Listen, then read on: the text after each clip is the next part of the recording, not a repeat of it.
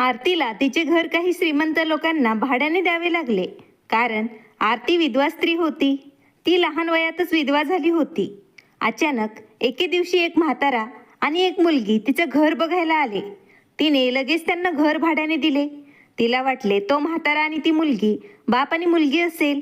पण तिला आश्चर्य वाटले जेव्हा ती मुलगी म्हणाली, हा माझा बाप नसून माझा नवरा आहे. पण रोज रात्री आरतीला त्या मुलीचे किंचाळण्याचे आवाज ऐकू यायचे आणि तिची झोपमोड होत असे. ती रात्रभर जागी राहिली. त्या मुलीवर अत्याचार होत असल्याचे आरतीला जाणवत होते. आरतीने त्या म्हाताऱ्यापासून लपून त्या मुलीला स्वतःच्या खोलीत बोलावले. मग ती मुलगी आरतीला मिठी मारून रडत बेशुद्ध पडली. काही वेळाने ती शुद्धीवर आली.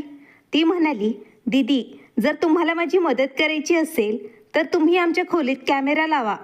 कॅमेरा लावणे अवघड आहे, म्हणून मी तिला माझा मोबाईल दिला आणि सांगितलं, तू यात रेकॉर्ड करू शकतेस. पण दुसऱ्या रात्री जेव्हा मी तो व्हिडिओ पाहिला तेव्हा मी किंचाळू लागले, कारण तो म्हातारा त्या मुलीसोबत. आज आपण आरतीची गोष्ट ऐकूया. माझा नवरा राजेश गेल्यानंतर मी या जगात एकटी पडले. माझे नातेवाईक सुद्धा मला सोडून गेले होते. आता मला माझा जीव डोंगरासारखा जड झाला होता. मला काय करावं काही समजत नव्हतं. आजकाल रात्री कुत्रे खूप भुंकायचे आणि मी ते कुत्र्यांचे भुंकणे ऐकून खूप घाबरायचे. त्यांच्या भुंकण्याचे आवाज ऐकून मला खूप भीती वाटत होती. कदाचित जेव्हा राजेश होता तेव्हाही कुत्रे भुंकायचे, पण माझ्या नवऱ्याची सावली माझ्या डोक्यावर सुरक्षित राहिली. त्यामुळे मला कशाचीच भीती वाटत नव्हती. ना कुत्र्यांचा आवाज मला तेव्हा घाबरवत होता, ना एकटेपणा. आता जाणारा प्रत्येक क्षण शतकानुशतके जात आहे असे मला वाटत होते. ही रात्र माझ्या डोळ्यासमोरून जातच नव्हती. घरात चोर शिरला तर मी काय करू असा विचार करून मी घाबरून जायचे, कारण आजकाल चोरीचे प्रमाण खूप वाढले आहे. घरातील सामान लुटण्याबरोबरच घरातील महिलांच्या इज्जतीशीही ते खेळतात. रात्रभर मी विचार करत राहिले की चोरांना पाहून कदाचित हे कुत्रे भुंकत असतील. माझी या भीतीपासून सुटका करून घेण्यासाठी मी हा उपाय शोधला होता. जर मी माझ्या घराचा वरचा भाग मी भाड्याने दिला तर मलाही त्याचा आधार मिळेल आणि या महागाईच्या जमान्यात मला त्यातून 4 पैसेही मिळतील. मी माझ्या वस्तीत कामाला जायचे, पण आज मी कामावर गेले तेव्हा आवर्जून आजूबाजूच्या लोकांना मी सांगितले, जर कोणी भाड्याने घर शोधत असेल तर कृपया तुम्ही त्यांना माझ्याकडे पाठवा. भाड्याने येणारे लोक कुटुंबातील सदस्य असावे अशी अट आहे. मी काय बोलते ते लोक एवढे लवकर ऐकतील असे मला माहीत नव्हते. सायंकाळी 2 लोक आमच्या घरी आले. एक म्हातारा होता आणि त्याच्यासोबत एक तरुण मुलगी होती. मी त्यांना ड्रॉइंग रूममध्ये बसवले आणि विचारले, मी तुम्हाला ओळखत नाही, तुम्ही तुमची ओळख मला करून द्याल का? तो माणूस म्हणाला, तू म्हणाली होतीस का की तुला तुझे घर भाड्याने द्यायचे आहे? आम्हालाही राहण्यासाठी भाड्याने जागा हवी होती, म्हणूनच आम्ही इथे आलो आहो. मी पण त्यांना होकार दिला. माझं डोकं यासाठी सहमत झालं आणि मी म्हणाले, ठीक आहे, मलाही तुमच्यासारख्या लोकांचीच गरज आहे. तुम्ही आमच्या घरात बाप आणि मुलगी राहाल हे खूप चांगले आहे. तेव्हाच ती मुलगी म्हणाली, नाही नाही, ते माझा बाप नाही, ते माझा नवरा आहे. त्या मुलीचे म्हणणे ऐकून मी आश्चर्यचकित झाले आणि त्या दोघांकडे मी एकटक बघू लागले. मग तो म्हातारा म्हणाला, बरं, आधी तू मला सांग, तू हे घर भाड्याने मला देणार आहेस की नाही? मी म्हणाले, हो, का नाही देणार? मला माझ्या घराचे वरचे घर तुम्हाला भाड्याने द्यायचे आहे. मग त्या माणसाच्या चेहऱ्यावर हसू पसरले. मी त्या माणसाच्या बायकोकडे पाहिलं. तिला पाहून मला वाटले की ती खूप अस्वस्थ आहे. तिच्या मनात काहीतरी चालू होतं. तिला मला काहीतरी सांगायचं होतं. ती मला खूप घाबरलेली दिसत होती. परंतु मग मला वाटले की नाही, कदाचित हा माझा भ्रम आहे. मी त्यांना वरचे घर दाखवले, जे त्यांना खूप आवडले. जेव्हा ते भाड्याने राहण्यास आले तेव्हा मी त्यांना सांगितलेले जास्तीचे भाड्याचे पैसेही द्यायला तयार झाले. ही माझ्यासाठी खूप आनंदाची गोष्ट होती. मी वरच्या मजल्याच्या घराच्या चाव्या त्यांच्या हातात दिल्या आणि सुटकेचा निश्वास टाकून खाली आले. मला रवी आणि त्याची पत्नी सुनीता खूप आवडले असे वाटत होते. मला नाही कळत सुनीताच्या घरच्यांची अशी कोणती मजबुरी असावी, ज्यामुळे त्यांनी आपल्या फुलासारख्या मुलीचे एवढ्या मोठ्या माणसाशी लग्न का करून दिले. संध्याकाळ झाली तेव्हा मला वाटलं, ते लोक मोकळ्या हाताने आले आहेत, त्यांना त्यांचे घर बसवायला खूप वेळ लागेल, म्हणून मी त्यांना संध्याकाळचे जेवण तयार करून द्यावे. असा विचार करून मी स्वयंपाकघरात गेले आणि 3 जणांसाठी जेवण बनवायला मी सुरुवात केली. मी सुनीता आणि रवी राहत असलेलं दार ठोठावलं, पण कोणीच दार उघडलं नाही. दार उघडलं नाही या विचाराने मी चिंतेत पडले की मी वरच्या मजल्यावर येऊन योग्य केलं की नाही. या लोकांना माझ्यामुळे काही त्रास होऊ नये असे मला वाटत होते. त्यांची स्वतःची गोपनीयता आहे. मी तिथून परतणार होते तेवढ्यात अचानक दार उघडले. माझ्यासमोर रवी उभा होता. त्याला माझ्या हातात जेवणाचे ताट दिसले. मग तो म्हणू लागला, ताई तुम्हाला आमच्यामुळे नाहक त्रास झाला आहे. मी हसून म्हणाले, नाही नाही, यात काय त्रास आहे? हे तर माझे कर्तव्य आहे. सुनीता किचनमध्ये स्वयंपाक करत आहे. असो, ती कुठे आहे? मीही तिला भेटले असते. असं म्हणत मी नुकतंच खोलीत शिरले तेव्हा अचानक रवी माझ्यासमोर उभा राहिला आणि मला म्हणाला, खरं तर सुनीता झोपली आहे. तिला अचानक जाग आली तर तिची तब्येत बिघडेल. पण माझ्या मनात हजारो विचार येत होते. माझ्या मनात अनेक प्रश्न निर्माण झाले होते. त्याचवेळी रवीने त्याचे शब्द कसे बदलले असे मला वाटू लागले. आधी तो म्हणत होता की सुनीता किचनमध्ये स्वयंपाक करत होती आणि नंतर लगेच तो म्हणाला की ती झोपली आहे. मला आता कळायला लागलं, डाळीत नक्कीच काहीतरी काळं आहे. मला त्याबद्दल जास्ती विचार करायचा नव्हता, कारण ते आमच्याकडे भाडेकरू म्हणून आलेले होते. जेवण झाल्यावर सुनीता नक्कीच माझ्याकडे येईल आणि चविष्ट जेवणासाठी ती माझे आभार नक्कीच मानेल असे मला वाटू लागले. पण असे काही नाही झालं. मी बराच वेळ सुनीताची वाट पाहत होते, पण ती खाली आली नाही. मग मी झोपायला माझ्या खोलीत गेले. मी विचार करत होते की आज मला चोरांना घाबरायची काही गरज नाही. मला खात्री होती की आजची रात्र माझ्यासाठी खूप शांततेची रात्र असेल. मी एक दीर्घ उसासा टाकला, सुटकेचा निश्वास घेतला आणि आरामात झोपले. पण मध्यरात्री माझे डोळे उघडले आणि मी घाबरून उठून बसले. मी विचार करू लागले, माझे डोळे कसे काय उघडले? मग माझ्या कानात मला आवाज ऐकू आला. मुलगी किंचाळते असे मला वाटत होते. ती ओरडणारी मुलगी खूप त्रासात होती. मी खूप घाबरले होते. मी सुरुवातीपासून एवढी घाबरले नव्हते, पण जेव्हापासून राजेश मला या जगात एकटीला सोडून हे जग सोडून गेला तेव्हापासून मला झाडाची पानं देखील हलली तरी भीती वाटू लागते. मी माझ्या कानांवर हात ठेवला होता. तो आवाज अजूनही थांबला नव्हता. उलट क्षणोक्षणी तो वाढतच होता. मला रात्रभर भीती वाटली, पण नंतर कुठेतरी त्या मुलीचा आवाज थांबला. सकाळी 5 वाजता मला झोप लागली. सकाळी 5 वाजता झोपले आणि दुपारी 1 वाजता मी उठले. चहा पिऊन मी बाहेर बसले होते तेव्हा मला रवी दिसला. तो पायऱ्या उतरून खाली आला. तेव्हा त्याची नजर माझ्यावर पडली. तो खूप घाबरला होता. मला पाहून तो हसला आणि पटकन बाहेर गेला. कदाचित तो मी काही प्रश्न विचारल म्हणून घाबरला आणि पटकन बाहेर गेला असावा. त्याच्या दिसण्यावरून असे वाटत होते की तो कामासाठी बाहेर गेला आहे. मी उठले आणि माझा नाश्ता बनवला. आत्तापर्यंत तो घरी परतला नव्हता. मला खात्री होती की तो खरंच घराबाहेर कामासाठी गेला होता. मला हीच योग्य वेळ वाटली, कारण कालपासून मी सुनीताशी बोलू शकले नाही. मला तिच्यासोबत बसून तिच्याबद्दल जाणून घ्यायचे होते. म्हणून मी पटकन पायऱ्या चढून वरच्या खोलीत गेले आणि पटकन दार ठोठावू लागले. मी सुनीता कधी दार उघडते याची वाट पाहत होते, पण तिने दार उघडले नाही. ही काही सामान्य गोष्ट नव्हती. जेव्हापासून ती मुलगी इथे राहायला आली होती तेव्हापासून मी तिची एक झलकही पाहिली नव्हती. मागे वळण्याऐवजी मी पुन्हा दार ठोठावू लागले. तेव्हा सुनीताचा घाबरलेला आवाज माझ्या कानावर पडला. ती म्हणू लागली, आरती दीदी तूच आहेस? मी म्हणाले, हो अगं मी आहे. तू अगोदर दरवाजा उघड. मग मला सुनीताच्या रडण्याचा आवाज ऐकू आला. ती म्हणाली, दीदी मी दरवाजा कसा उघडू? रवीने दार बाहेरून लावला आहे. मी विचारात पडले. तिचे बोलणे ऐकून माझी नजर दरवाजाला लटकलेल्या छोट्या कुलपावर पडली. मी सुनीताला विचारलं, तुझ्या नवऱ्याने तुला बाहेरून कुलूप लावून आत का कोंडले? ती म्हणाली, माझा नवरा माझ्यावर संशय घेतो. तो माझ्यापेक्षा मोठा आहे, त्यामुळे त्याला भीती वाटते मी त्याला सोडून जाते की काय. सुनीताची अवस्था पाहून मी खूप अस्वस्थ झाले होते. मी तिला विचारले, अगोदर तू मला सांग, तू ठीक आहेस का? मग मी तिचे वेदनादायक हसणे ऐकले. ती म्हणाली, मी पूर्णपणे ठीक आहे.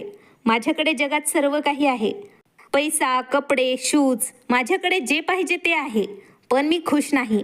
तिची अवस्था पाहून मला खूप वाईट वाटले. मी म्हणाले, तुझ्यासाठी मी काय करू शकते?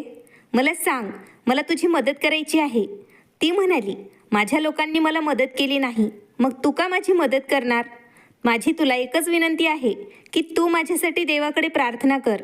मी म्हणाले, हो का नाही करणार. हे बोलून मी तिथून मागे वळू लागले.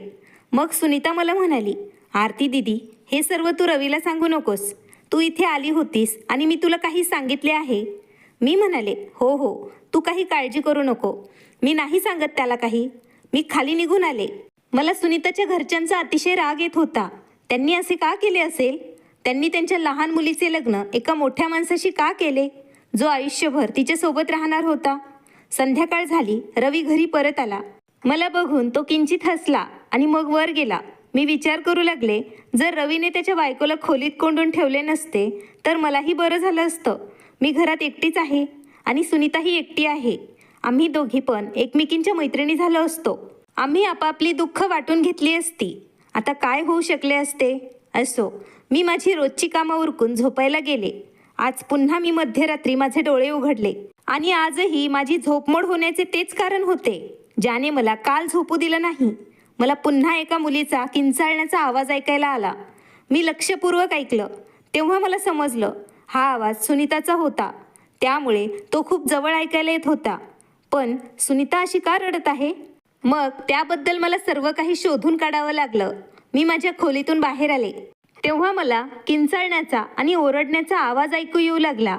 मला कल्पना आली, हा आवाज दुसरं कुठूनही येत नाही, वरील खोलीतूनच येत आहे आणि ओरडणारी मुलगी दुसरी कोणी नसून ती सुनीताच आहे.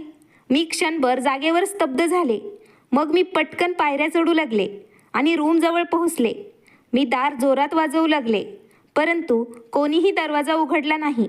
मला आश्चर्य वाटले की कोणीतरी दार उघडायला हवं होतं. मी दार ठोठवल्यानंतर आतून किंचाळण्याचा आवाज येणे कमी झाले होते. दारावर टकटक करताना माझे हात दुखू लागले. मी खाली आले, कारण मी हतबल झाले होते. मी काही करू शकत नव्हते. मला आज रात्री झोपच येत नव्हती.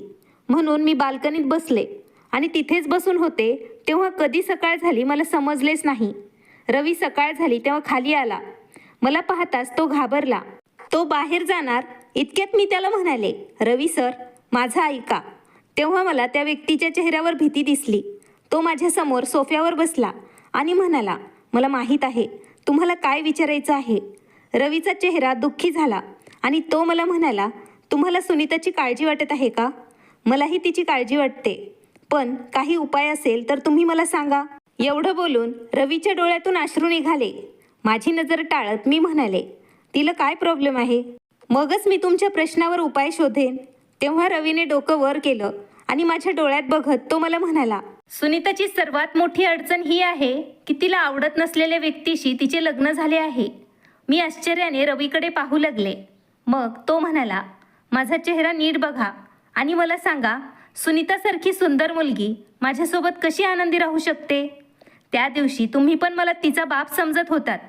हीच माझी मोठी चूक आहे. झाले असे की मी सुनीताच्या वडिलांना आवडलो होतो. सुनीताच्या वडिलांनी माझ्याकडून 10 लाख रुपये घेतले होते. त्यांनी ते 2 वर्षात परत करेल या आश्वासनावर पैसे घेतले होते. परंतु 5 वर्षे उलटून गेली होती आणि ते कर्ज परत करत नव्हते. आज देईन, उद्या देईन असं बोलून विषय पुढे ढकलत होते. पण आता माझा धीर तुटायला लागला. मी त्यांना म्हणालो की जर तुम्ही पैसे दिले नाहीत तर मी तुम्हाला पोलिसांच्या स्वाधीन करेन. पोलिसांचे नाव ऐकून ते घाबरले आणि म्हणाले, माझ्याकडे तुला देण्यासाठी एक पैसाही नाही.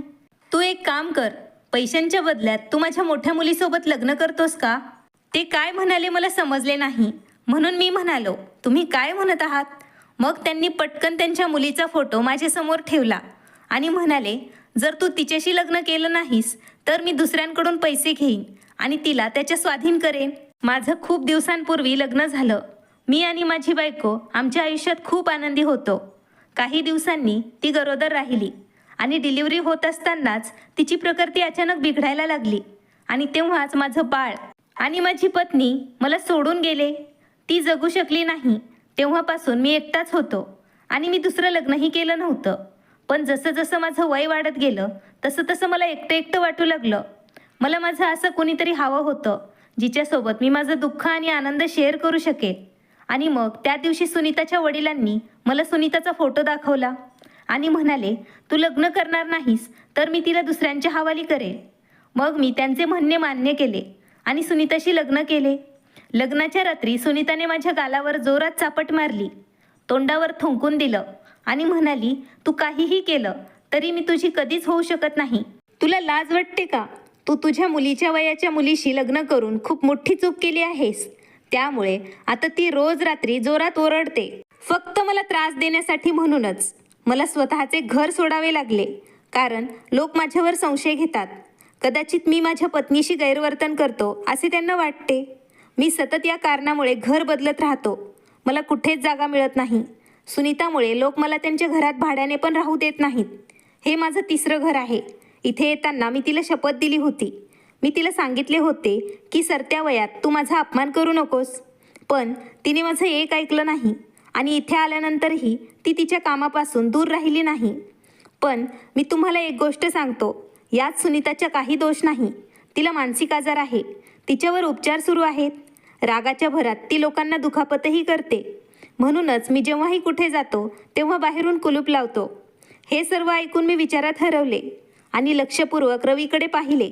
तेव्हा मला वाटले की तो सांगत आहे ते सत्य आहे. मग मी म्हणाले, मला तुम्हाला एक विनंती करायची आहे. तो म्हणाला, हो सांगा. कृपया तुम्ही बाहेरून कुलूप लावून जाऊ नका. मी सुनीताला विचारते, मी तिच्याशी बोलण्याचा प्रयत्न करेन. कदाचित तिच्यात काही सुधारणा होईल. माझ्या बोलण्याने रवी अस्वस्थ झाला आणि म्हणू लागला की तुम्ही हे सर्व बोलत आहात कारण तुम्हाला तिच्या स्थितीची कल्पना नाही. जेव्हा तिला राग येतो तेव्हा ती इतकी वेडसर होते की तिला सांभाळणे सुद्धा माझ्यासाठी कठीण होऊन जाते. मी आत्ता ऑफिसमध्ये जात आहे. तिने तुमच्यावर मागून हल्ला केला तर काय होईल?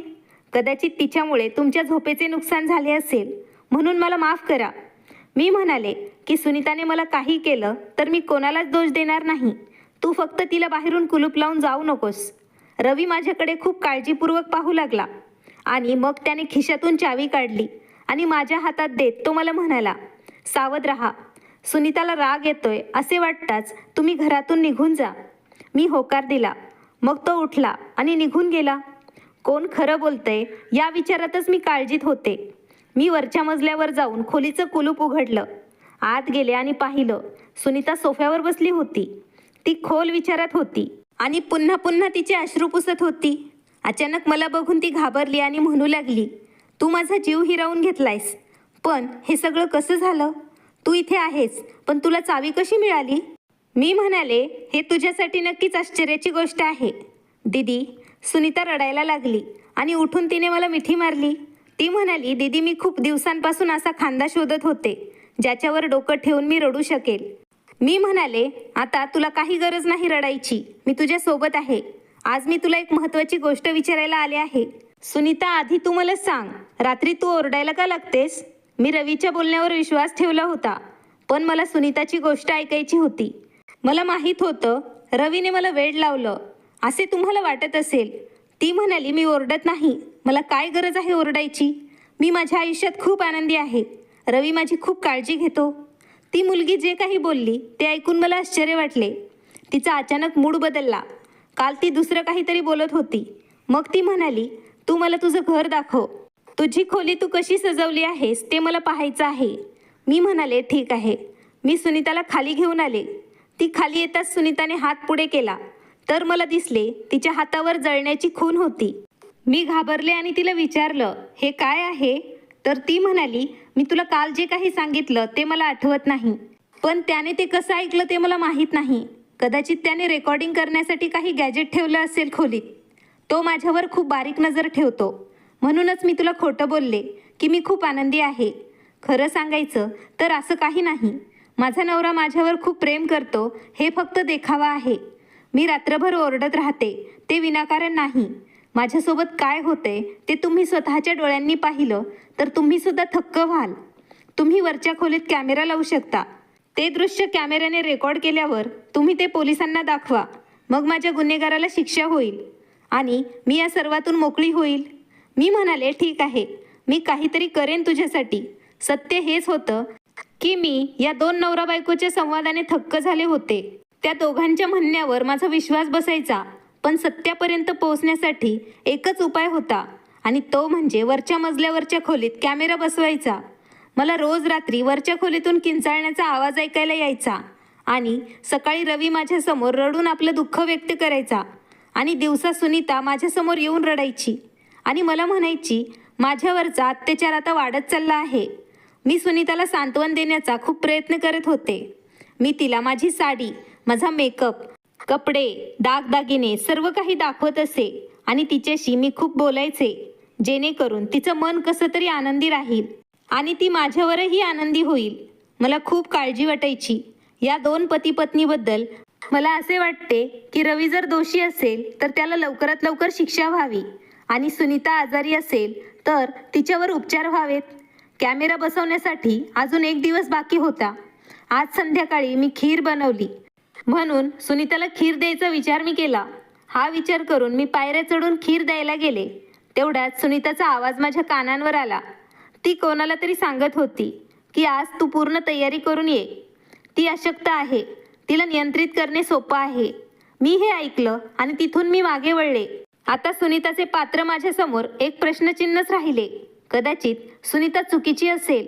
ती तिच्या एखाद्या प्रियकराला रोज रात्री कॉल करायची आणि रवीला काबूत ठेवण्याचा प्रयत्न करायची. त्यालाही ती बांधून ठेवायची आणि मग मुद्दाम ओरडायची जेणेकरून लोकांना रवीबद्दल गैरसमज होईल आणि ती तिला हवं तसं करत राहील. कॅमेरा यायला अजून वेळ होता म्हणून मी एक फोन केला माझी मैत्रीण लेडीज कॉन्स्टेबलला. तिला हा सर्व प्रकार मी सांगितला. मी तिला सांगितले की मला रात्री तुझी आणि तुझ्या टीमची गरज आहे, तू नक्कीच ये. ती म्हणाली ठीक आहे, तू बेफिकर राहा. मी सुरुवात केली. रात्रीचे जेवण करून मी माझ्या मैत्रिणीची वाट पाहत होते. मग काय झाले मला कळलेच नाही. मला अचानक झोप लागली. मी डोळे उघडले तेव्हा मी हॉस्पिटलमध्ये होते. मी आश्चर्याने आजूबाजूला पाहिलं. समोर माझी मैत्रीण उभा होती. मी तिला विचारलं, रश्मी मी इथे कशी आले? ती हसली आणि म्हणाली, आरती तू खूप मोठा पराक्रम करून इथे आली आहेस. गेल्या काही दिवसांपासून आमच्याकडे तक्रारी येत होत्या की काही टोळ्या चतुराईने लोकांच्या घरात चोरी करत आहेत.